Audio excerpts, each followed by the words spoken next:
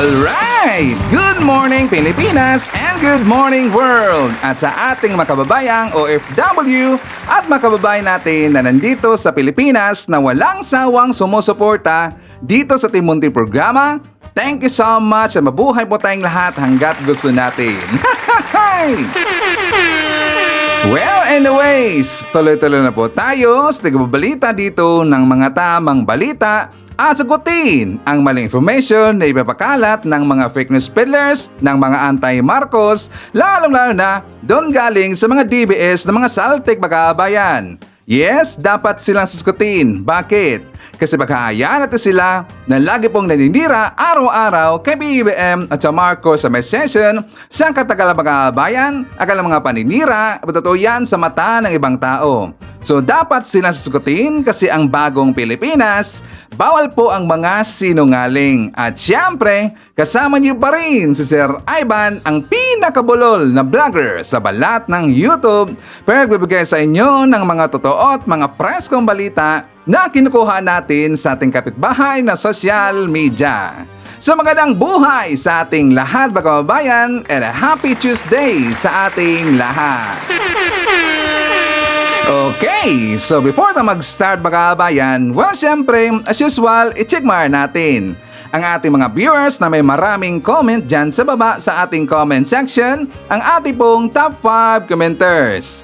At dito sa ating listahan, ang nanguna po si Ma'am Shane Sibal. Meron siyang 92 na mga comments. Nandiyan rin po si Lerma Sondita. Meron siyang 68 na mga comments. Lynn Gonzales. Meron siyang 52 na mga comments. Nemi Hasigawa. Meron siyang 45 na mga comments. And Weldy Sagayo.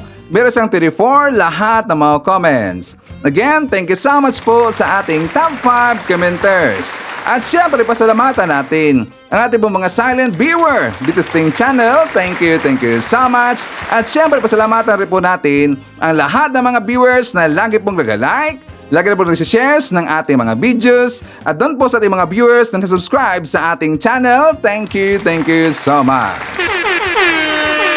At syempre, i-acknowledge natin ang ating mga channel members. Nandyan si Pusong Inami, Maria Los Lagunsad, Cosmo Defender, Barbara Butler, Katita Darl, Edmond Castillejo, Samuel Membrado, and Via Vivar. Pasalamatan natin mga kabayan ang nabigay sa atin ng super thanks or pang lemon na Sir Ivan. Thank you so much ka Adventure Avenger na bigay sa atin ng 200 Japanese yen. Thank you so much.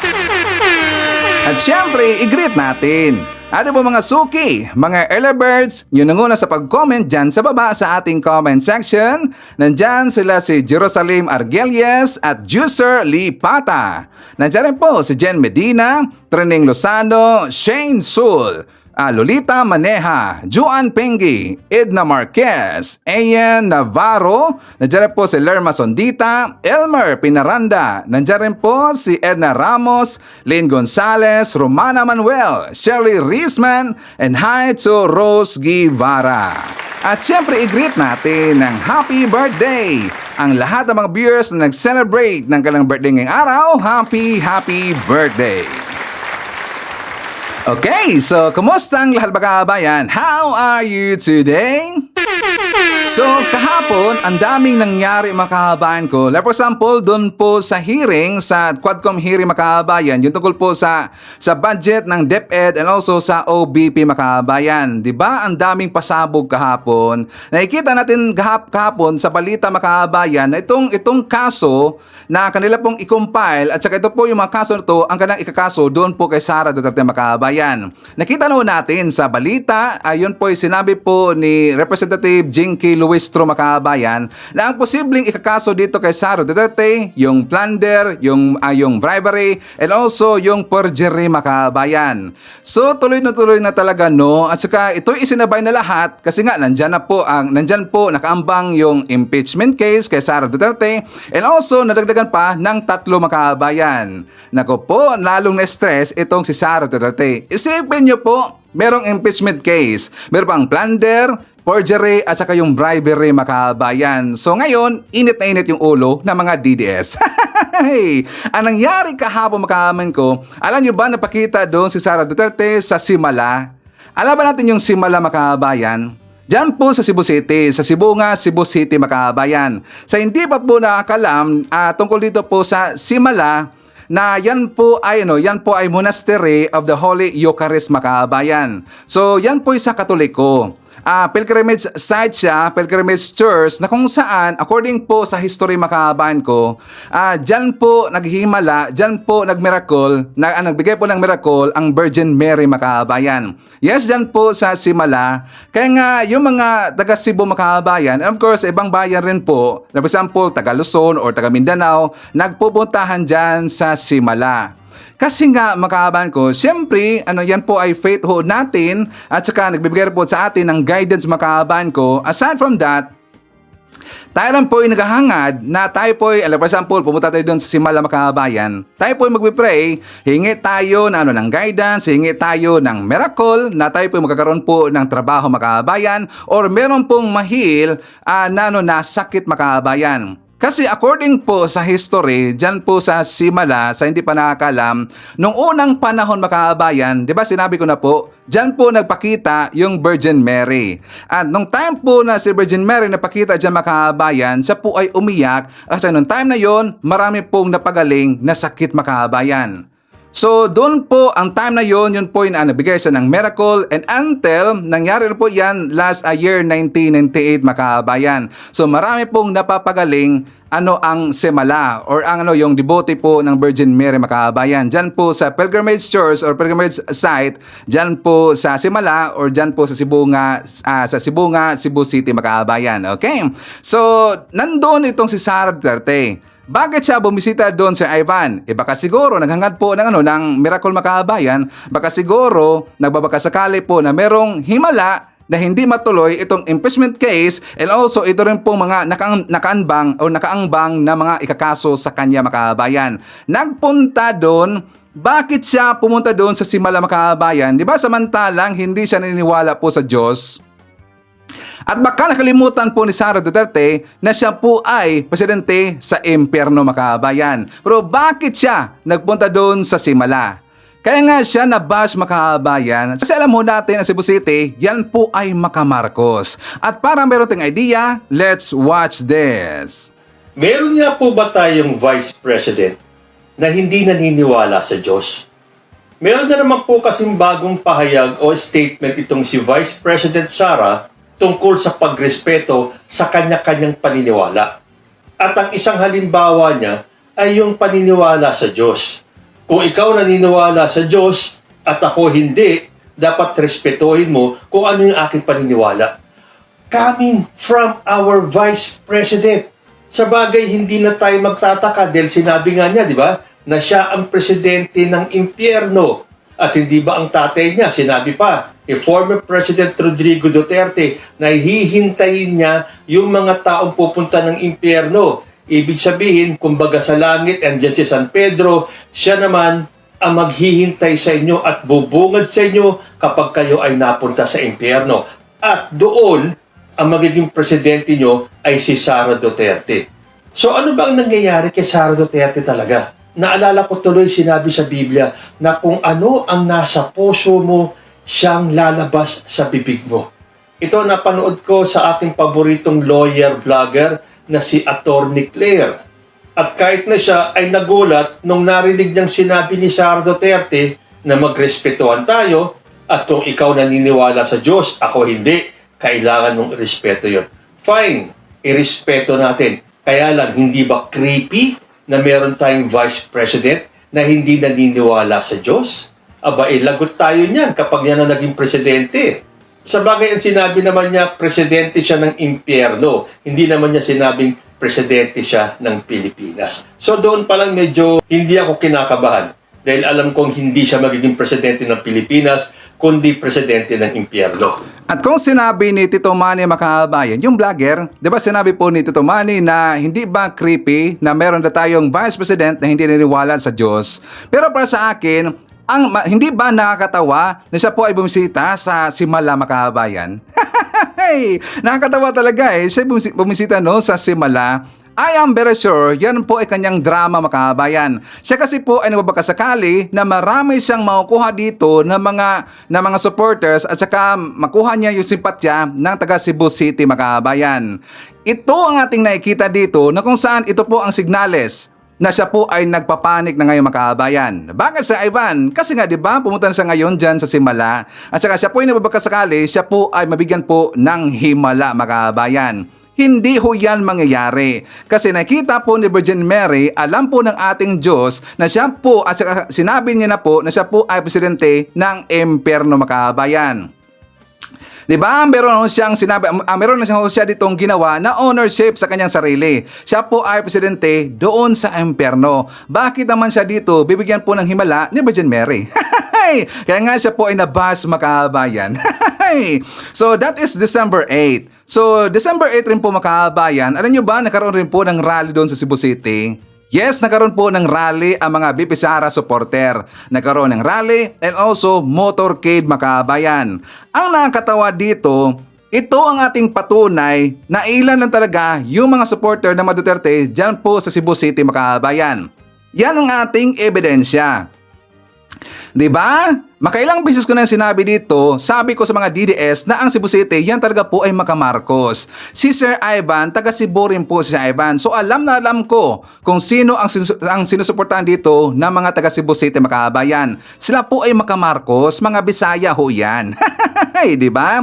So sabi dito sa balita makabayan, nilangaw ang rally ng mga pro-Duterte supporters para ipotesta ang impeachment ni Sara Duterte Carpio sa Plaza Independencia sa Cebu City kahapon.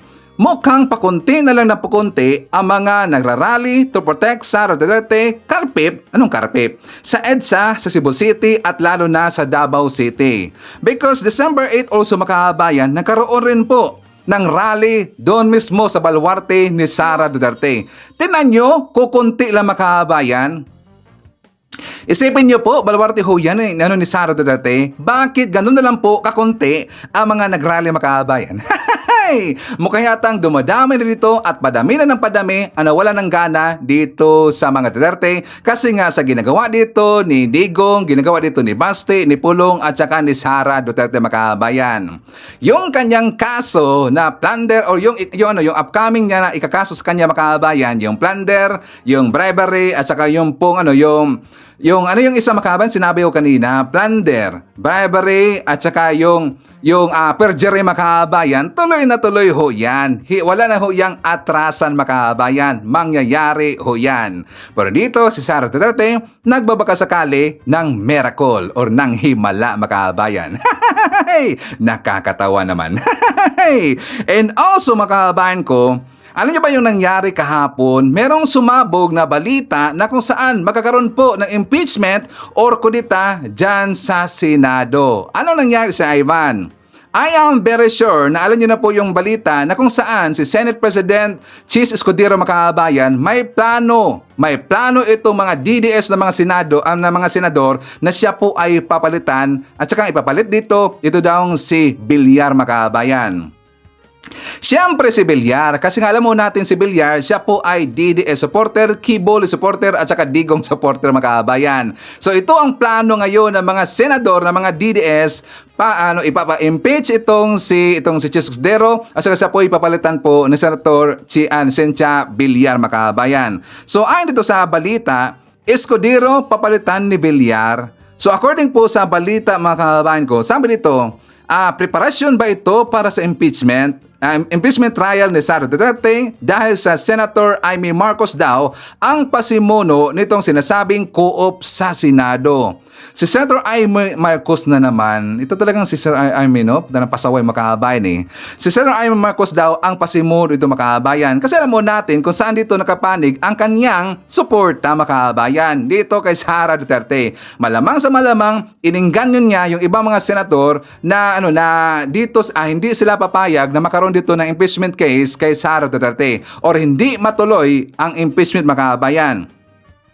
So sabi dito, Escudero papalitan ni Cynthia Villar sa sinasabing co-op sa Senado. Bago pa man madala sa Senado ang impeachment complaint laban kay Sara Duterte, umugong na papalitan si Senator Chis Escudero ni Cynthia Villar bilang lider ng Senado. Ayon sa reliable source, pinangunahan ni Senator Amy Marcos na kapartido ni Villar sa Nacionalista Party ang pagkalap ng perma sa mga senador para mapatalsik si Escudero bilang Senate President. Kailangan lang ng 13 senador para makapili ng lider ng Senado, makabayan. So yun nga ang plano nila at yun po ang pumutok na balita kahapon, makabayan. Tingnan nyo, naghahanda na ngayon ang Senado kasi alam nila, lusot na lusot po doon sa Kongreso ang impeachment case ni Sara Duterte, makabayan. So ang crucial kasi dito na ang problema, makabayan ko, ang kapag pupunta na ho yan doon sa Senado. Kasi alam mo natin, hawak po ng mga DDS ang Senado, makabayan. 'Di ba? Problema talaga eh. Tas dito pa papalitan pa itong si Chis Escudero. So anyways, nakita rin po natin sa balita, makabayan, hanggang pupunta tayo doon sa issue ng ayuda. Kasi nga alam ho natin, mga kabayan, dahil wala na po silang maibato ngayon na mga issue dito kay Speaker Martin Romualdez, kay PBBM, kay Felisa, dahil nga puro na booking ang kanilang mga pinagagawa dito at hindi rin po nag-prosper ang kanilang 1 week. Hanggang ngayon pa eh, di ba? Hindi lang 1 week, makabayan, almost 2 weeks na yata. Ang kanilang ginagawa na rally doon sa EDSA Shrine, makabayan. Sa EDSA, sa labas ng Galleria or sa Robinsons. Hanggang ngayon, nakita ko pa rin po sila nagrarally, makabayan. Tingnan nyo, ginawa nilang evacuation center ang Robinsons, makabayan. Asa yung EDSA Shrine, evacuation center, at saka doon na po sila dumudumi, doon naman sila umiihi, makabayan. At saka ang ginagawa nila dito, puro lang po, gusto nilang ipababain sa peso si BBM, tinatawag nila na bangag, magnanakaw, sinungaling daw, at saka ang nakakatawa dito, makabayan ko, ang nakalagay kasi sa kanilang rally, ang kanilang agenda, prayer rally daw, peace rally, makabayan. Tapos ibabakita ko sa inyo ang kanilang post na kung saan na nakita natin dito na iba talaga ang kanilang asta, iba talaga po ang kanilang pinagsasagaw dito. Unlike doon sa nangyaring rally sa People Power Monument, makabayan, which is ang agenda doon, that is a peace rally o prayer rally. So ang mga loyalista, Marcos supporter, mga Pinklawan, nag-stick doon sa agenda na kung saan peace rally lang, prayer rally lang. So wala tayong nakikita doon na siraan, pagmumura, mga sinisigaw doon na impeach Sara Duterte. Di ba wala doon, makabayan? Kasi nga peace rally lang at saka prayer rally. Unlike dito sa ginagawa ng mga DDS, it's a prayer rally daw. Tapos tingnan nyo sa likod, makabayan.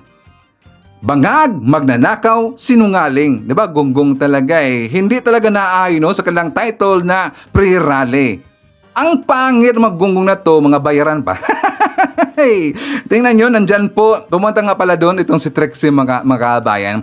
Isa siya doon sa host sa last December 8 sa kanilang prayer rally daw sa EDSA, mga kabayan. So ang nanguna doon sila, siyempre as usual, yung grupo nila ni Princess Maui, ang grupo nila ni Jonathan Morales, nandun sila. Nakita ko si Joey the Viber, nandun si Trixie, at saka marami pang iba, mga kabayan na kilala na mga vlogger at saka supporter po ni Digong. Tingnan nyo ang kanilang pinagsisigaw dito. So ngayon, mga kabayan ko, before tayo pumunta doon sa issue nila sa ayuda, ipakita ko muna sa inyo ang kanilang ipinakalat kahapon na video na meron dang nangyaring bayaran sa mga rallista na pumunta doon sa rally ng mga loyalista, makabayan doon po sa People Power Monument.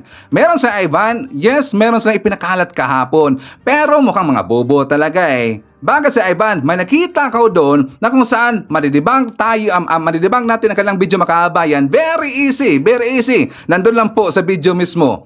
Madidibang natin ang kanilang ipinakalat na video kahapon na kung saan yung bayaran na yon ang grupo ni Sara Duterte, makabayan. So for more details, let's watch this. Pakakon mo na lang siya sa ibang sasakyan.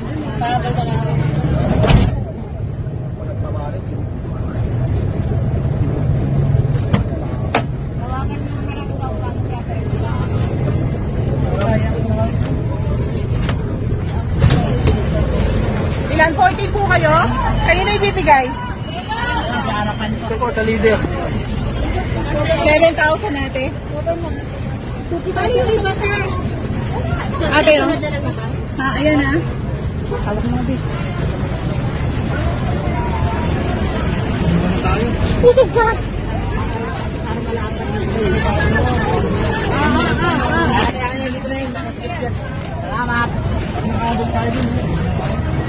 Ate, oh. Okay na po.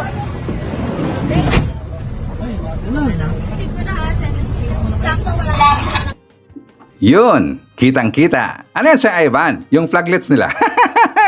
Di ba nung sinabi po yung babae na nagdala po ng pera makabayan, di ba tanong niya na saan ito ibibigay? Doon daw sa lider. Kaya nga yung mga lider po, yung nakakapera makabayan. Sipin niyo po, 7,000 ang binigay doon. Pero ang mga rallyista na mga DDS makabayan, ang makatanggap niyan or ang matatanggap nila is only 200 pesos na lang po. 'Di ba? Yan yung nangyayari doon sa EDSA Swine na ang agreement ng mga rallyista is 500 pesos. Pero ang dumating sa kanila makabayan na mga hakot nila ng mga rallyista, ang receive nila is only 200 pesos. Tingnan nyo, 7,000 po yung usapan, tapos nandun po sa leader makabayan. Sabi ko sa inyo ang mga leader po ang nakakapera dyan. Di ba, DDS? Ngayon, sila po ay na-booking. Napansin nyo ba yung last po na video na portion makabayan? Nakita nyo ba yung flag na yan? Di ba, ARA? Huwag nyo sabihin PBBM. Isara makabayan. S-A-R-A or R-A po yung last. Ibig sabihin, yan po ay grupo ni Sara Duterte. Diba? Booking na booking. Ang nangyari ngayon makabayan, sila kasi nagpapanik at saka naghahanap sila ng ebidensya, naghahanap sila dito ng mga image or mga voice man yan, voice clip or video clip na nagpapatunay na bayaran yung mga rallyistang napuntahan doon sa People Power Monument makabayan. Makailang beses natin sinasabi dito na yun po lahat ay mga organic. Nagsuportahan ho lahat. Inilabas po ang solidong suporta ng mga loyalista, ng mga Marcos supporter and also sumali na rin po yung mga Pinklawan para po suportahan at tulungan ang ating gobyerno, ang Marcos admin, lalong-lalo na ipinakita po ng mga supporter ang taos-puso at napakainit na pagmamahal ng mga supporter doon kay BBM ng ating presidente. So yun po sila ay mga organic at wala kang nakikita po, walang lumabas hanggang ngayon na mga video evidensyang nagkaroon ng bayaran. Diba, DDS? Pahiya kayo, ano? Don't ask. So ngayon makahabaan ko, ipapakita ko muna sa inyo ang sinabi nila na kung saan na itong tungkol sa ayuda. Kasi itong mga DDS, sabi nila na ang Marcos admin daw panay ayuda na makabayan. So sabi dito, panay daw ayuda ng Marcos admin, sino ba nakikinabang ng ayuda? Tapos tanong rin po dito, sino din ang nakikinabang kay Miragis Piatos? Binaliktal makabayan.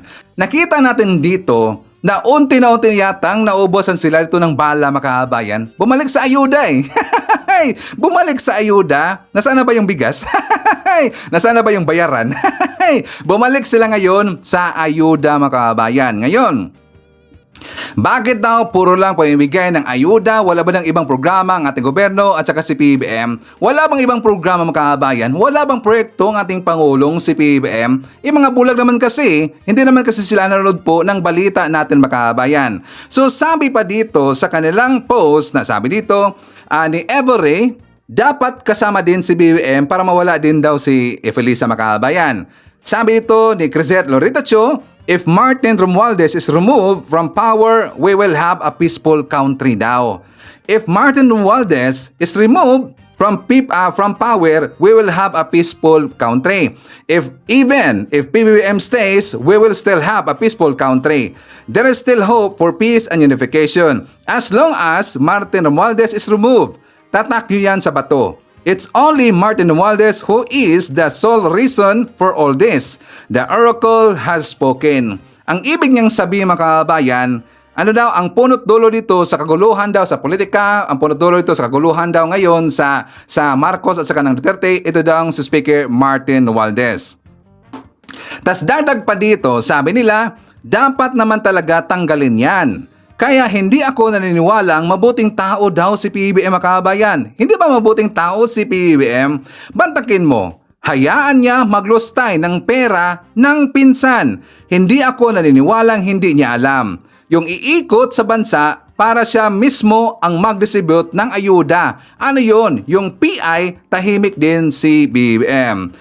Hindi daw sila naniniwala na mabuting tao si PBBM kasi daw makabayan, hinahayaan niya na lang daw ni PBBM si Speaker Martin Romualdez na maglibot-libot sa ibang lugar para daw mamigay ng ayuda. Hinahayaan lang daw ni PBBM. Hindi ba nila alam, siya nga nagsabi dito ayaw daw maniwala makabayan na hindi daw alam to ni PBBM. Yes, alam na alam ho yan ni PBBM. Si Speaker Martin Romualdez, right ano yan ni PBBM. Kasi si PBBM, marami siyang tinatrabaho. Kaliwat kanan ang kanyang trabaho, kaliwat kanan ang kanyang mga meetings, at marami siyang kamit na mga investors and also mga leader po ng ibang bansa. Kaya kailangan po ni PBBM ng katulong. Kaya ang pupunta doon sa ibang lugar para mamigay po ng ayuda, minsan si Speaker Martin Romualdez, pero kadalasan nandyan po si PBBM. Dahil tinira nila yung tungkol sa ayuda makabayan, tanong, sino ba dito ang nakakabenepisyo ng mga ayuda?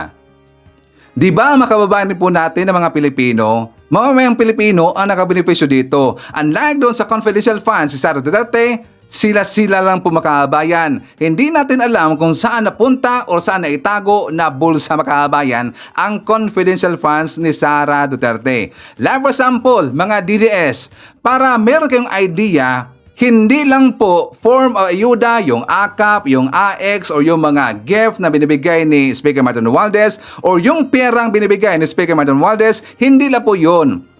Yung pamimigay ng land titles sa ating mga kababayan po na magsasaka and also sa mga fisher folks and also sa mga kababayan, yung land titles, titulo ng lupa and also iba pa mga dokumentong ibinigay doon sa ating kababayan is also a form of ayuda. At yung pong binayaran po ng ilang billion pesos na mga utang ng ating mga magsasaka, yun po is a form of ayuda. Binayaran lahat ang utang ng ating mga kababayan pong mga magsasaka.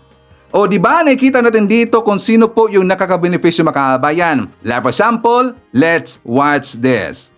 Halos 2 bilyon ang pagkakautang ng mga magsasaka sa Central Mindanao, binura na ni Pangulo Ferdinand Marcos Jr. Burado na ang pagkakautang ng mahigit 20,000 agrarian reform beneficiaries sa Central Mindanao na umaabot sa mahigit 1.47 billion pesos matapos pangunahan ni Pangulong Ferdinand Marcos Jr. ang pamamahagi ng Certificates of Condonation with release of mortgage.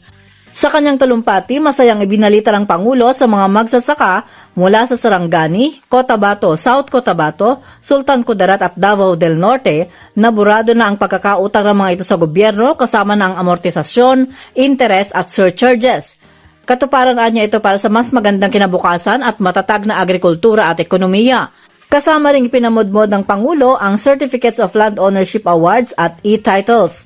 Sinabi ng Pangulo sa mga magsasaka na maaari nang gamitin sa ibang pangangailangan ang kanilang naipong pambayad upang mas dumami pa ang ani at mas mapataas pa ang antas ng kalidad ng kabuhayan.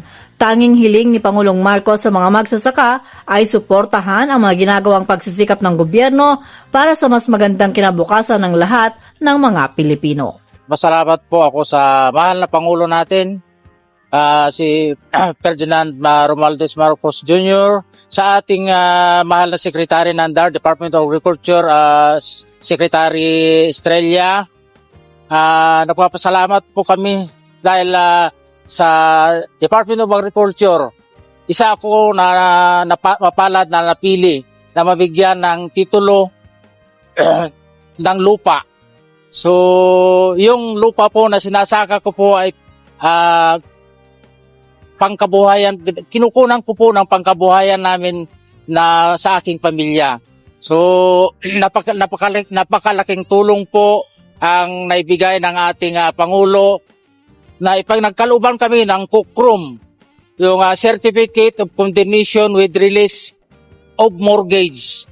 So, yun po ang napakalaking tulong na ibinigay nila sa amin, lalong-lalo na po kaming lahat ng mga beneficiaries ng ERB. So muli, maraming salamat po sa...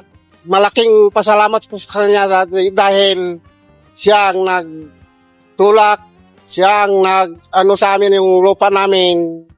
Kaya ako pa nagpapasalamat sa ating Pangulong Marcos dahil na ano yung naibigay sa amin yung title. Kaya po, maraming salamat po sa ating presidente. O ayan, ang daming napasaya na makababayan natin dahil po sa ayuda. Gets yun na mga DDS. At saka napansin rin po natin makababayan ko, kapag si PBBM, kapag si SMR rin po ang mamigay po ng ayuda, ang dami nilang ngalngal makababayan, ang dami lang reklamo. 'Di ba? Sabi lang nagpapa-ipal daw, dahil daw ginamit daw yung pera, ginasto daw ang pera ng bayan, nilustay daw ni SMR at saka ni PBBM. Pero kapag itong si Sara Duterte ang mamimigay ng ayuda makababayan, parang walang problema yata sa kanila eh. 'Di ba? Napansin ba natin? Kasi nga doon sa Ifugao makabayan, itong si Sara Duterte siya po'y namigay po ng ayuda. So, like for example, dito sa balita, OBP Thanksgiving activity sa Ifugao. Umabot dito sa second stanza makabayan, second paragraph, umabot sa 1,000 beneficiaryo mula sa sektor ng indigenous peoples, senior citizens at persons with disabilities or PWDs ang nakatanggap ng tulong mula sa OBP.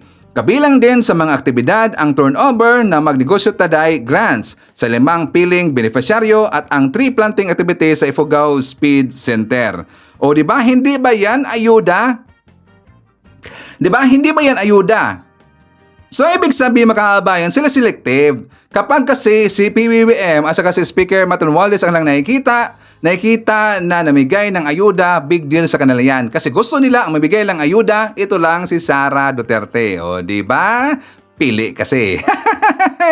In your face. Dapat magiging presidente muna yang si Sara Duterte. And I don't think so. Hindi po mangyayari itong si Sara Duterte na magiging presidente sa darating na 2028. Kasi kawawa ang Pilipinas at hindi rin po siya qualified na maging presidente kasi kawawang ang Pilipinas kasi wala siyang alam kung paano dadalhin ang Pilipinas. At ang kanyang karakter, ang kanyang attitude na pagiging bratinila at pagiging gonggong na kung saan kapag magalit makahabayan ko, ipapatigi ka.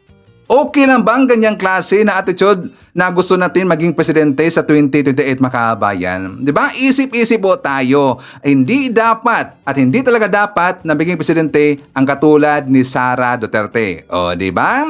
So, anyways, makabayan ko, insert po natin sa balita kasi ito po'y good news. Ano yan, Sir Ivan? Kahapon, naglabas na po ng survey rating ang itong RPMD makabayan para dito sa Trust and Approval Ratings. Ito ay covered sa November 12, 2024. Ang rating ni PBBM at saka Trust at saka yung Approval Ratings lalong tumaas makabayan. Ang kanyang trust rating, 76%. Ang kanyang approval ratings, 74%. Yan po sa quarter 3 makabayan. O di ba pataas ng pataas ang mga sumusuporta ngayon kay PBBM ang nabigay ng kumpiyansa kay PBBM sa kanyang kakayahan kung paano dalhin yung ating bansa makabayan. So mas lalong dumami. Ang dito naman kay Sara Duterte, mas lalong bumagsak makabayan. Di ba? Hindi na naka-recover. Paano kasi? Presidente kasi ng imperno makabayan. At saka siyempre maraming takot dyan kasi nga di ba sinasabi niya siya ay presidente ng imperno. Talagang creepy. So before tayo mag-jump po sa ating mainit na topics makabayan, siyempre good news muna tayo. For more details, let's watch this. Isang malagang batas ang pinagtibay ni Pangulong Ferdinand R. Marcos Jr. ngayong araw na tiyak makatutulong sa pagkamit ng bansa ng food security. Bukod pa dyan, inaasang mapabubuti din ito ang pamumuhay ng ating mga kababayang magsasaka. Para mapataas ang produksyon ng palay at mapababa ang presyo ng bigas, pinirmahan na ni Pangulong Ferdinand R. Marcos Jr. ang panukalang batas na nag-aamyenda sa ilang probisyon sa Rice Tarification Law. Sa ilalim ng Republic Act 12078, pinahahaba hanggang 2031 ang bisa ng RCEF o Rice Competitiveness Enhancement Fund na nakatakdang matapos ngayong 2024. Mula sa kasalukuyang 10 bilyong piso, pinalaki sa 30 bilyong piso ang RCEF. Gagamitin ito sa pamamahagi ng libreng binhi na makapagbibigay ng mataas na ani. Mag-aabot din ng pinansyal na tulong, irigasyon at iba pang farm input. This law empowers our farmers to thrive and to help our country secure a stable food supply. By increasing investments in agriculture, providing more resources, and creating a more competitive rice industry, we are laying the groundwork for a stronger, more self-sufficient Philippines. Isa sa pinakamalaking bahagi ng pondo ng RCEP ay nakalaan sa pagbibigay ng makinarya na inaasahang tutugon sa post-harvest losses o pagkasira ng palay. By preventing up to 375,000 tons of milled rice from being wasted annually, we can help feed an additional 3.4 million Filipinos each year for the next 6 years, improving food security, making rice more accessible to everyone. Positibo ang Department of Agriculture na mapapababa ng batas ang presyo ng bigas.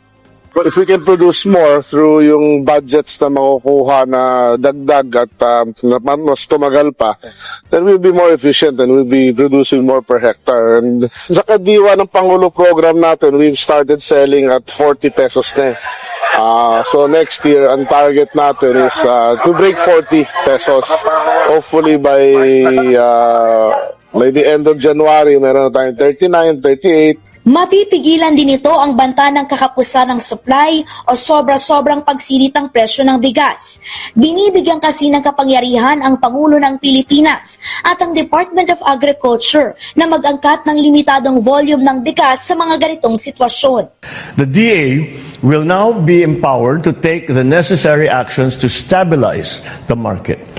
This will help ensure that the price of rice remains affordable and accessible to every Filipino.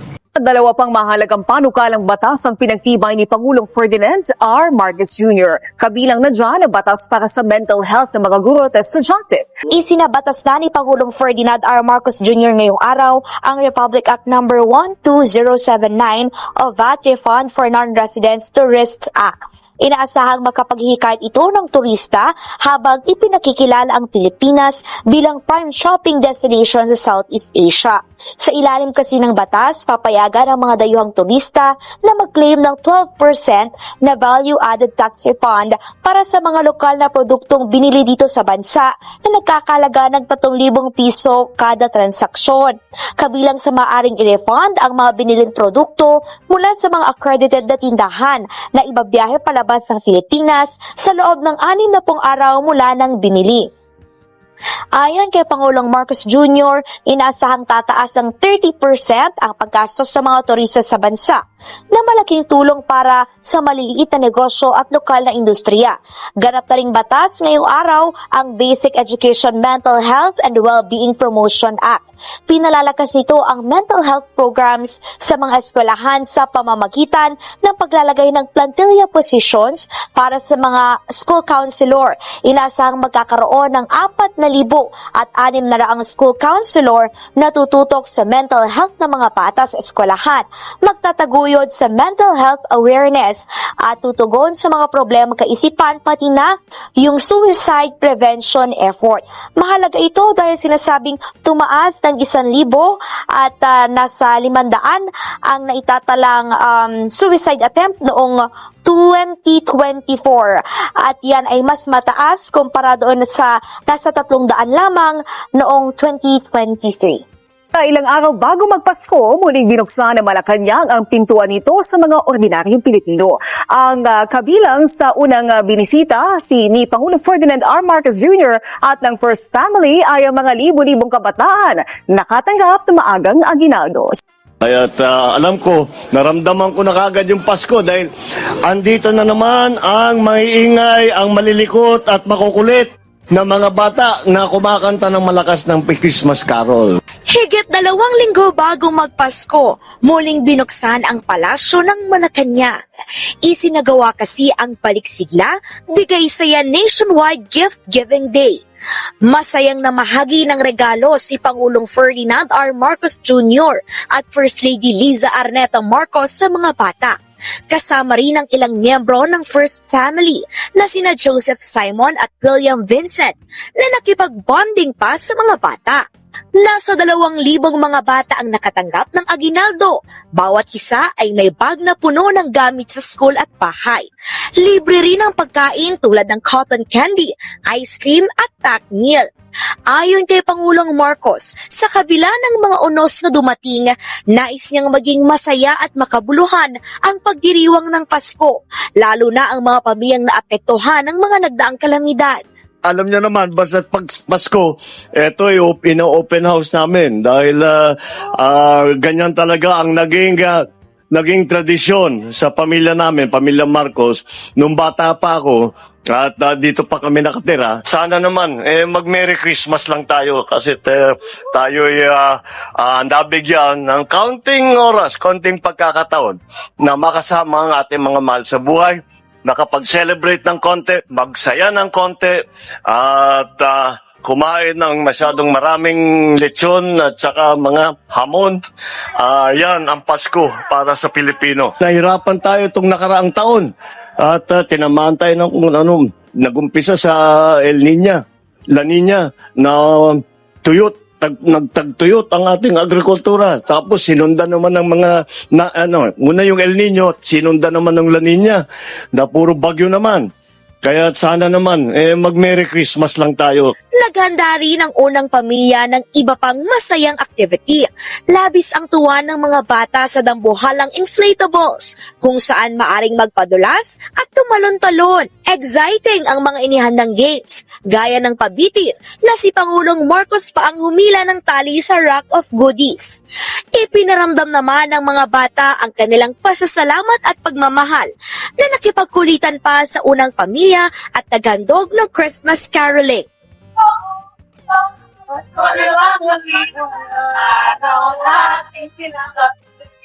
Nasa 30,000 mga bata ang lumahok sa nationwide gift giving. Thank you po! Merry Christmas! Merry Christmas! Okay, kung nagustuhan ninyo ang ating topics and also ang ating mga good news mga kababayan ko, please keep alert naman po sa ating vlog. Malaking tulong ho yan. And also, huwag kalimutan, kung hindi man ito kalabasan sa inyo, please share ho natin ating videos. Okay? Thank you so much. So before tayo magpapatuloy po sa ating next topic, kasi mandidibang tayo mga kababayan, i-share naman natin, nandyan po si Marie Usta, Salvacion de la Cruz, John Cuan, Noel Narcida, Procolo Xenita, nandiyan na po si Dolores Tuhos, Frankie Marcelo, Anes Alegre, nandiyan rin po si Jojo Teodosio, Heights of Faith Galapia, Indayon Abada. I-shoutout natin si Jelen Quezon, Lods Asuncion, Marilyn Pelias, nandiyan rin po si Ashin, Jovi Montero, and Hi to Ming Centino. Okay, so mga kababayan ko, meron pong na-forward sa atin ng video na kung saan hindi po isa kundi 4 lahat makabayan. Anong video na yan, Sir Ivan? Ito po tungkol sa tipon-tipo ng INC makabayan ko. Kasi nga meron silang forward sa akin na I think this is a concert makabayan sa loob po ng dome na kung saan maraming tao. So ang nakita natin doon sa video makabayan, Inday Sara or INC Inday Sara supporter. So itong video na to, nag-assume kaagad itong mga DDS na ito po sa INC makabayan ko. Pero syempre i-play muna natin at saka check natin kung ito ba talaga ay mga INC supporter makabayan. For more details, let's watch this.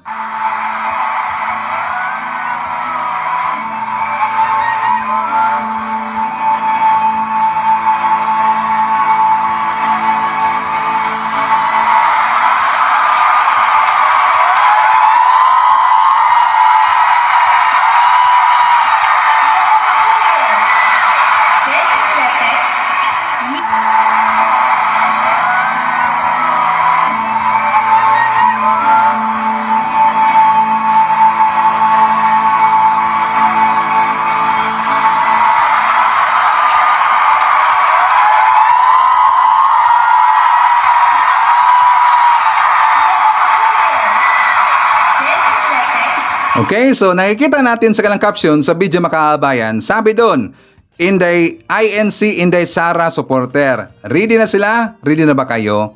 So ngayon, nag-assume ngayon itong DDS makabayan na lahat daw ng mga INC members supporter ni Sara Duterte. Pero hindi na po natin kailangan po, makababayan ko, hindi na po natin kailangan gagamitan po ng Google Lens kasi nakita ko na po ito makababayan, ito po ay talagang legit na INC members. Ito po ay kanilang 110th, ito po ay 110th INC anniversary concert which is doon po sa sa Philippine Arena ito ginawa makababayan. So ito po nakita. Una, itong chinek ko na meron pong kumanta dyan sa gitna.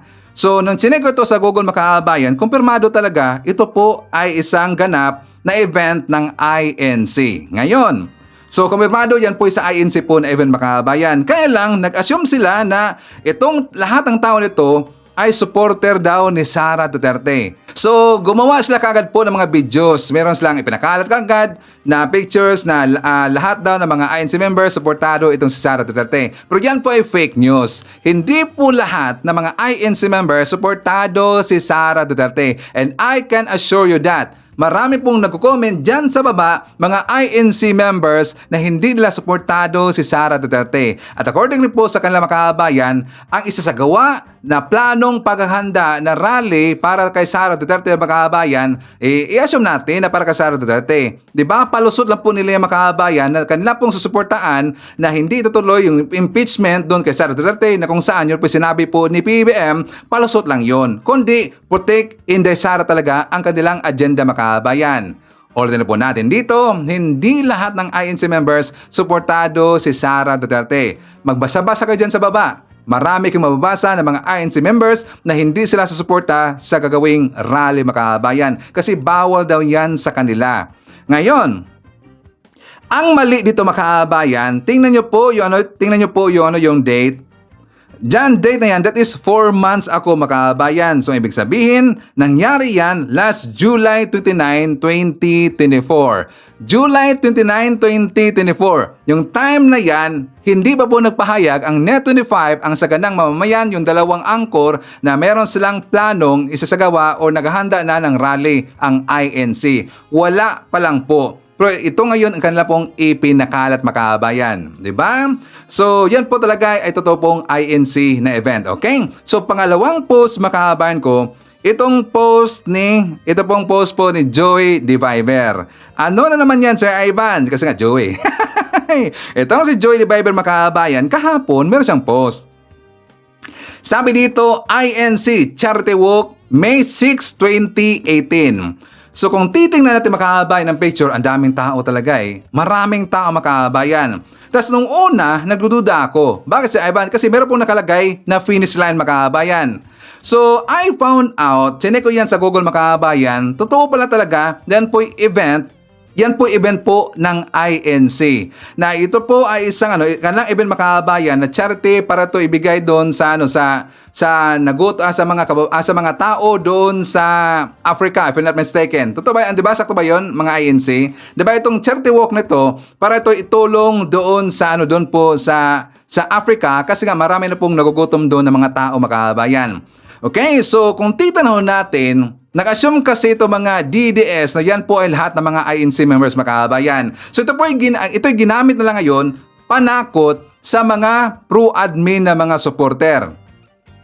Diba? Kung sakaling matuloy daw yung rally makabayan ko, ganyan kadami yung lalabas na mga member ng INC. Kaya diba, napapakita sila ngayon na yung concert, ito rin pong isa, itungkol ito sa charity walk. Kasi kanila pong ipinapakita dito, ang kanilang pahayag dito, ganito kadami ang sasali sa INC rally makabayan, ganito kadami. Ngayon, meron akong nakita na pictures makabayan, the same event, yan po ay Walk to Fight Poverty 28 and the same pa rin po. Dito na tinakita na hindi po yan lahat INC members. Paano niyan nalaman, Sir Ivan? Nandyan po si Bongo. Si Bongo, INC member ba yan? So, ang ibig sabihin, yan po ay kombinasyon. Kombinasyon ho yan sa mga hindi po membro ng INC and also mga INC members makabayan. Kasi nga, si Bongo pa nga lang, nakita natin, hindi naman yan membro ng INC. Diba? So, maraming sumali dyan. Para ho yan sa event po na itulong doon sa Africa makabayan. Okay?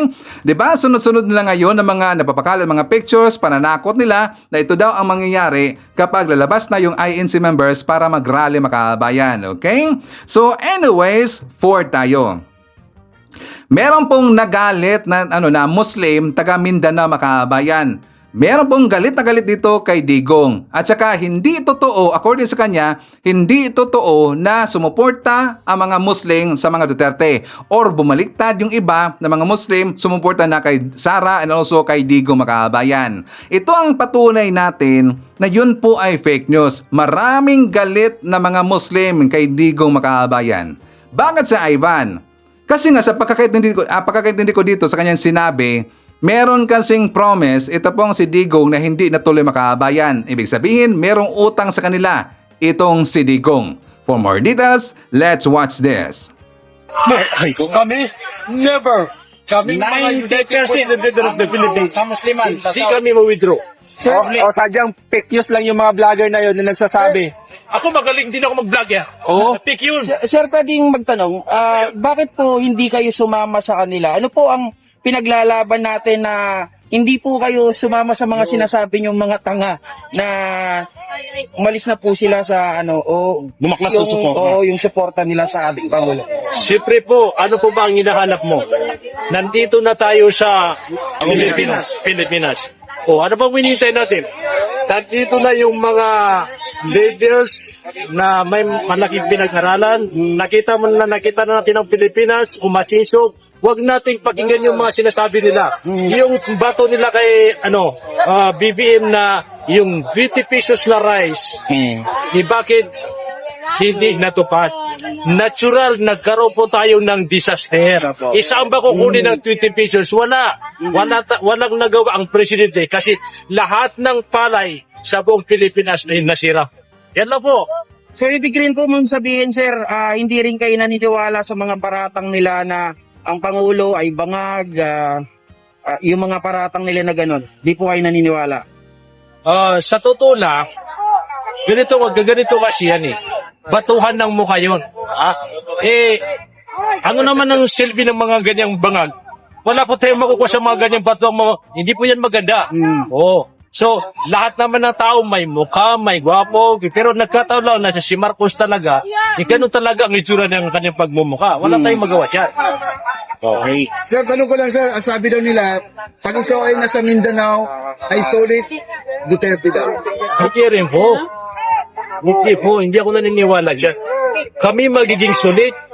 Napakatanga namin. Puro history yung bahay namin sa Marawi. Nasunog, nasira. Hindi man binayara tapos maka-Duterte pa kami. Ano yun? No, si Raulo. Sir, bilang mga taga Mindanao, kumusta po ang pagsuporta natin kay Pangulong Bongbong Marcos? Okay pa rin sila yung mga kapubayan natin sa Mindanao. Kasi sabi nila sir, lahat daw ng mga kapatid nating Muslim nag-withdraw daw ng pagsuporta kay Pangulong Bongbong Marcos. Ano masabi mo? Hindi totoo yun. Salitan lang yan. Maraming nagsusuporta doon kay BBM Marcos. Yan. Kaya yung leader namin, sa unit eh. Pero bilang kami Muslim, susuportaan namin si BBM Marcos. Yung mga dyan kami. Yun. So, sir, mensahe nyo po sa mga nagsasabing mga kababayan natin na kabilang bakod na naninira sa kasalukuyang administrasyon na sinasabi nilang winidraw na nga daw ninyo yung pagsuporta kay Pangulong Bongbong Marcos, yung mga katulad sa atin na taga Mindanao, kasi ako Mindanao rin ako. So sabi nila winidraw daw natin ang suporta natin kay Pangulong Bongbong Marcos. Anong masabi mo sa kanila, mensahe sa kanila? Ay, yung mga kababayan mo dyan sa Mindanao, kailangan supportan natin si BBM Junior Marcos. Dahil nakita natin ang tulong niya sa atin. Sa mga kababayan natin dyan sa Mindanao, kailangan makaisa tayo kay BBM Junior Marcos. Dahil nakikita natin ang bilang suporta niya sa atin. Mabuhay si BBM Marcos! O, di ba? Fake news yung mga pinagsasabi ng mga didis makabayan na marami na daw mga Muslim na nag-withdraw ng kanilang suporta dito kay PBM. Fake news yun. Nagpamuslim-musliman na po yung makabayan. Hindi naman po utoto, hindi naman po bobo ang mga Muslim makabayan. Alam nila na kailangan talaga pong suportaan si PBBM, ang mga proyekto ni PBBM, ang mga programa ni PBBM, at saka yung mga hakbang ni PBBM, dapat talaga pong suportaan. Bakit? Kasi ang tagumpay ng ating presidente, ang success ng ating presidente, tagumpay natin yang lahat makabayan. Kaya alam na alam po ng mga Muslim na dapat talaga pong suportaan ang ating Pangulong si PBBM, di ba? So anyways, before tayo mag-jump po sa next topic, isa naman natin. Nandyan po si Sports Shinobi from South Korea. Hi to Emergencia Yongko, Angelita Holsanger, Josephine Gallego. Nandyan rin po si John Wick, Revica Pahela. Isatat natin si Jemson, si Jemboy, si Jeriel, and Regine of Madawi, Cebu. Greetings come from Rodolfo Ranarabor of Tansa, Cavite. Hi to Zaida Taha from Riyadh, Evelyn Garcia, Jess Tubtob from Calamba, Laguna, and hi to Justina Tan. Mga kababayan ko, ipakita ko sa inyo ang vlog ni Jam Magno. Kasi si Jam Magno, makabayan, official na po talagang hindi na siya susuporta or wala na siyang suporta sa mga Duterte. Diba nung una, alam ho natin si Jam, makabayan, siya po ay DDS supporter. At yan po ay kanyang sinabi noon, suportaro niya si Digong at saka ito pong si Sara Duterte. Pero bigla pong nagbago ang kanyang pananaw, bigla po nagbago ang kanyang desisyon dahil nga siguro na wala na ho siya ng gana dito sa mga nangyayari kay Sara Duterte, makabayan. So ito po ang kanyang bagong pahayag. For more details, let's watch this. Mga kababayan, may mga video po si Jam Magno na nagte-trending po ngayon, viral na viral dahil sa mga video ang ipapanood ko po sa inyo, yung mga nag-viral na video niya. Doon po ay tinanggi niya na siya DDS. At tahasan po niyang sinabi na hindi niya susuportahan si VP Sara sa 2028. Hindi makapaniwala ang mga DDS dito, pero ito po, pakinggan natin at pag nakita nila ito, siguro magugulat sila. Si Jam Magno po ay prominenteng DDS sa pagkakaalam ko po, no? Pero ngayon, ibang-iba po ang sinasabi niya. Pakinggan po natin. Ito yung unang video na sinabi niya noon. Luma na ito, no? Pakinggan natin. Ito. Hi! Okay, so sasagutin ko to. Thank you for asking me nicely. Okay. So kung tatakbo sila sa 2028 para president, sino susuportahan mo? Wala pong nagbabago, Sara Duterte pa rin po. Okay. Yan po yung dati niyang video. Sabi niya, Sara Duterte daw po ang susuporta niya sa 2028. Pero, yung pinaka-recent video niya, pakinggan niyo mga kababayan. If 2028 eventually comes, then go. If you expect me to support Sara, I won't. I won't. It's okay. Okay, malinaw. Doon sa unang video na pinarinig ko sa inyo, pinakita ko sa inyo, sabi niya sa 2028, so supportahan niya po si VP Sara. Hindi daw nagbabago. Pero sa pinaka-recent niya na video, sabi niya, I won't. Ibig sabihin, hindi daw po niya susuportahan si VP Sara. Because sasabihin niyo, DDS ako? Hindi po. Uulitin ko, hindi nga po ako nakapagboto noong 2016. So, hindi po ako PRRD supporter. Hindi po ako DDS. Okay? Si Miriam po ang presidente ko. Nagsalita ako about kay PRRD at na-discover niyo ako 2020 na. Barely 2 years before he had to step down as president. So, let's understand that. And for those of you na nagsasabi na, oh, di bale, okay lang yan, basta si Sara naman talaga sa 2028, then go. By all means, go. If 2028 eventually comes, then go. If you expect me to support Sara, I won't. I won't. It's okay. If I support anybody, and of course, I know what you're gonna say, it's gonna be Martin Romualdez, y'all. No. Because wala namang usaping ganyan. Last kami nag-usap ni PRRD personally was before the SONA of 2023. That was the time when I told him that I would stay in the side of the government because that's what I promised that I would do. Kaya ang sinabi niya sa akin, Jam, ang away na to, hindi ka naman talaga kasali. The away of politicians is very trivial because us politicians come and go. You should not be loyal to any of us. You should be loyal to the Filipino people. I've made so many videos about it. Nakakapagod at nakakatawa talaga ang mga taong toxic.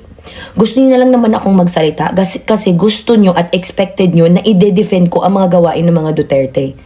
How can I defend something I don't agree with? 'Di ba? Yan nga ba ang sinasabi ko? Dati sinasabihan niyo ko, ang ingay-ingay ko about sa mga Duterte na ang toxic ko. I don't want to be the type of person that is toxic now. Nag-iiba talaga ang priorities ng mga tao. Ako, ang priority ko ang tumulong. At yun naman lagi ang sinishare ko sa plataforma na to. Kayo kasi nagagalit kayo if I talk about the government kasi para sa inyo, oh my God, BBM supporter na ako. Kailan ba ako naging hindi? Diba, sila nga ang kinampanya ko nung eleksyon. Kaya hindi ko naiintindihan ang mga logic ng mga tao na gusto nyo magsalita about kay VP Sara. I never worked for her. I never aspired to work for either the DepEd or the OVP. And she has supporters that have been very toxic about me, lying about me. Kung kayo ba nasa lugar ko, would you still want to support a person like that? Ayoko. Dati pa lang, bago pa lang siya nanalo, hindi naman na talaga ako sa kanya. Yes, I spoke about her and Senator Amy at the start of their reign, even up to 2023, because I believed in that tandem. Pero kahit si Senator Amy, di ba, sinisiraan nyo? Di ba? Sinisiraan nyo ang tao na never umalis sa side ni Ma'am Sara. That would even go against her own brother para protektahan si Ma'am Sara. Di ba sinisiraan nyo din? Sino may gusto niyan? Di ba? Ako ayoko ng ganyan. Hindi ako humihingi ng pasalamat sa suporta ko ha. Pero hindi rin tama na sa lahat ng suporta ko, ang ibabalik sa akin that people would lie about me. And sa dinami-dami na nangyari sa akin at anak ko, sa side ng mga Duterte, I don't want to go back. And ay alam yan lahat ni PRRD. Alam niyan lahat ni PRRD ang ginawa sa akin at sa anak ko. And kung kayo nasa lugar ko, you wouldn't be as loyal as you are now. There are very loyal supporters of the Dutertes that knew what happened to me. A handful of them, PRRD included. And I said and I promised to him, sir, for as long as you are alive, I will not say anything about any Duterte, not even you. If I don't agree with what is happening now, I will tell you myself, and which I did that. It was so heartbreaking for me to get married na wala doon si PRRD. It was so heartbreaking for me to choose to get married in a silent ceremony somewhere na kami-kami na lang talaga. When in fact, kung hindi dahil sa away na to, he would have been there. Him and the speaker and Ma'am Yeda would have been there. Even Kuya Robin Padilla, who are closest to me. Ang kahirapan kasi sa mga tao na nag-aaway-away ngayon about sa politika, nag-aaway-away kasi kayo kasi hindi naman kayo as close to the people that you are fighting for. Ako, in my position, I don't look at any of them as ano yun, artista na obsessed ako. Ano yun, love team na nag-break up, napipili ako ng side. I felt sad for months because ayokong maipit. Ayokong maipit dahil finally, nasa trabaho ako na masayang-masaya ako. Volunteer ako sa Tingog Party List. Ang kahirapan yan, galit na galit kayo sa isang bagay because nakakita lang kayo ng Romualdez, automatically maling-mali na. To think, ngayon lang naman nagsalita si Speaker at ang Presidente dahil sa sinabi ni VP Sara. And entitled sila doon. Ang kahirapan lang din kasi, gusto nyo na magsalita ako para pabor sa inyo. Hindi ako ganun. Ayoko na nagpapadikta. Tapos ngayon, ayoko magpadikta, sasabihin nyo bayaran ako. Come to think of it, ibabalik ko nga naman talaga yan sa inyo. Ano nga ba talaga na iambag nyong mga tao sa akin? Nung naghirap pa ako at anak ko, di ba pinagtatawanan niyo ko? Nagbebenta ako ng barbecue at takoyaki, di ba pinagtatawanan niyo ko? Hindi ba you're the same people that supports the Dutertes now na forcing me to like your side? Ang toxic nyo. And yes, I used to be a part of the people that supports the Duterte so vocally. Pero it's not nice na kayong mga sinusuportahan ko din, kayo yung unang manginginsulto sa akin. Kaya ganun, di ba? Nung gamit na gamit niyo pa ang content ko, di ba? Tuwang-tuwa kayo. Pero ngayon naman na nahimik ako, gagawan-gawan niyo naman ako ng storya. Di ba diyan kayo magaling? Gawa-gawa ng istorya. Ako, hindi yan kaya ng pagkatao ko because I don't like fake news. I don't like fake news at all. And with so much fake news being proliferated now, nakakatawa. Oo, iba talaga ang atake pag ako ang nagsalita. Dahil ayoko pa din talaga ng fake news. Pero ang gusto nyo kasi manahimik ako about sa gobyerno, tumutulong nga ako sa mga tao. Hindi man ako napunta sa DSWD, but programa ng DSWD ang pinamimigay namin sa taong bayan. Yan naman kasi ang trabaho ng tingog. Ang kahirapan kasi, dahil galit kayo sa mga Romualdez, ayaw nyo na nandito ako. Eh dito nga ako nilagay ni PRRD. Alam niya ang motibo ko kung bakit andito ako. Kasi gusto niya na gawin ko kung saan ako masaya. Masaya ako dati na dinedefend si PRRD because I have a connection to him and I speak to him personally. And what do you want me to do now? Speak about any of the Dutertes when I don't speak to any of them, not even VP Sara. And I don't agree with what she is doing. Sumali ko ba yun? If I choose to be silent? Why don't you go to the other people that are connected to her? Why don't you go to the pages of those people that work for her? Bakit andito kayo sa page ko? Oo, umiyak ako dati. Oo, mas maingay ako dati. Because dati yun. Do I advocate against them now? I don't. Nagsalita ba ako against them now? I won't. Because I made that promise to PRRD. Because what I have with him is an actual friendship. What you have with him is fanaticism. We are not the same. Ang hirap-hirap nun na ang tingog ang sinusuportahan ko dahil trabaho lang naman, walang personalan. Eh gusto nyo, mag-isip ako katulad nyo, kaya nga nandyan kayo at nandito ako. Kasi ganyan kayo mag-isip. Nadadamay ang taong bayan sa away sa taas. Marami kami na naniwala, na naiipit. Ako, iniipit nyo ko dahil ayokong sumabay sa gusto nyo na content. Because ang gusto nyo na content na i-defend ko si Ma'am Sara, hindi ko kayang gawin yun dahil hindi ko naman alam ang ginagawa niya dahil ayokong malaman, dahil ayokong madamay. Hindi fair na nandito ako sa tingog, di ba? Na andyan pa din ako, na magsasalita pa din ako at magde-defend pa din ako sa mga Duterte kahit hindi naman yun gusto ko. Gusto ko ay nandito ako sa taong bayan na walang pinipiling side. Na nanenerbisyo ako, na wala ako at hindi ako nagtatanong, Unitim ka ba? Lenny ka ba? Hindi. Kaya nakakatawa na kayo, ganyan kayo mag-isip. Eh hindi tayo pareho, kaya nga ba Magno ako at ganyan lang kayo. Kaya nga 'di ba, gusto nyo na ako ang magsalita about politics and I still do. But not about an away that has nothing to do with how the government works now. In fact, ang away na yan is threatening the government. Hindi nyo ba nakikita yan? Pero kung sasabihin nyo na I will agree to a people power, I won't. For what? Magpi-people power, magkakagulo ang Pilipinas. For what? Sasabihin nyo magulo ang Pilipinas? No, it's not. Because ang nagpapagulo sa Pilipinas, ang mga opinion nyo na wala naman talagang ambag sa pagpapatakbo ng gobyerno at sa pagtulong sa mga tao. Kaya ayokong sumabay sa inyo. Kung galit kayo, magalit kayo. If you lie about me, sanay na ako dyan.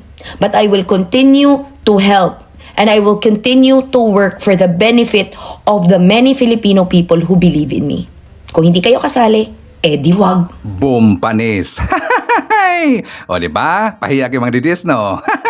Nilampasok ka na Jam, no? Kasi alam niyo mga kahabayan ko, gusto kasi ng mga didis na gagamitin na si Jam Magno against dito sa ating gobyerno, against kay PBM. Hindi yan pwede. Bakit? Si Jam Magno, siya na po tahimik ngayon nagtatrabaho kasama dyan sa Tingog Party List mga kahabayan. Diba? Tinitira nila ngayon si Jam Magno kasi nga alam ho natin kung gaano maka-impluwensya ng tao si Jam Magno kapag siya na po ang magsasalita mga kababayan. Alam mo natin yan. Diba? Kilalang kilala po si Jam Magno. Pero pinili niya po na manahimik mga kababayan ko kasi nga siya po trabaho dito sa side po ng ating gobyerno kasama po siya ni SMR. Nandyan po sa Tingog Party List mga kababayan. Pero maganda naman kasi ang ginawa dito ni Jam Magno. Bakit? Kasi alam niya hindi po nakakatulong itong mga pinag-iingay na maggunggong na to, itong mga DDS na to, ang kanilang mga opinion, puro lang paninira, gusto nila ng people power. Hindi naman talaga po nakakatulong ang people power. Yan po'y makakasira po sa bansang Pilipinas. Ipinapahiya ng mga DDS ang bansang Pilipinas mga kababayan. Yan po ang point ni Jam Magno. O diba mga DDS, sino dito ang uk-uk yung pag-uutak? Di ba kayo? Kayo kasi ang salot sa Pilipinas, di ba? So anyways, kasama rin po natin si Jenky Arellano. Nandiyan rin po si Nelson Caravana, Emerald Jiminay, hi to Evelyn Garcia, Gorgonia Angala, Peter Triro. Nandyan po si Mercy Calatrava, JRN from Iriga City. I-shoutout natin si Apple Nash, Alicia Lee, Dean Kino. Nandyan na po si Myrna Borromeo, Sherilyn Martin Nakashima, Janet Narvaez, Jaime Ignacio, and hi to Anjang Aison. Okay, so mga kababayan ko, yan po at manakalap na mga balita ngayong araw. Kung nakaabot ka po sa portion na to, sana nakapag-like na ho tayo. Libre po ang mag-share, libre din ang mag-subscribe. Again, maraming salamat sa mga viewers na hindi nag-skip ng ating mga commercials. Thank you so much. At before natin tatapusin ang ating programa ngayong araw, sana sabayan nyo si Sir Ivan para sa ating live messaging prayer. Panginoon, naway samahan mo po akong lumakad. Gabayan ako sa lahat ng katotohanan. At bigyan mo po ako ng lakas sa aking kahinaan, pag-asa sa aking pagkabigo, at kagalakan sa aking pasakit. Ano man ang mangyari sa buhay, mangyaring hayaan akong maunawaan ang iyong mga intensyon sa likod nito. Hindi sisihin o mamaliing intindihin ka, at maniwala na dapat mayroong iyong perpektong plano sa likod nito. Ngayong araw, nais kong hanapin ang iyong mukha sa aking buhay at magsalita at kumilos ayon sa iyong kalooban upang luwalhatiin ang iyong pangalan. Idinadalangin ko ito sa pangalan nating Panginoong Jesucristo. Amen. So maraming salamat mga kababayan, and I hope to see you again on my next video. Rocking around the Christmas tree at the Christmas party hop. Mistletoe hung where you can see, every couple wants to stop. Rocking around the Christmas tree, let the Christmas spirit ring. Later we'll have some pumpkin pie and do some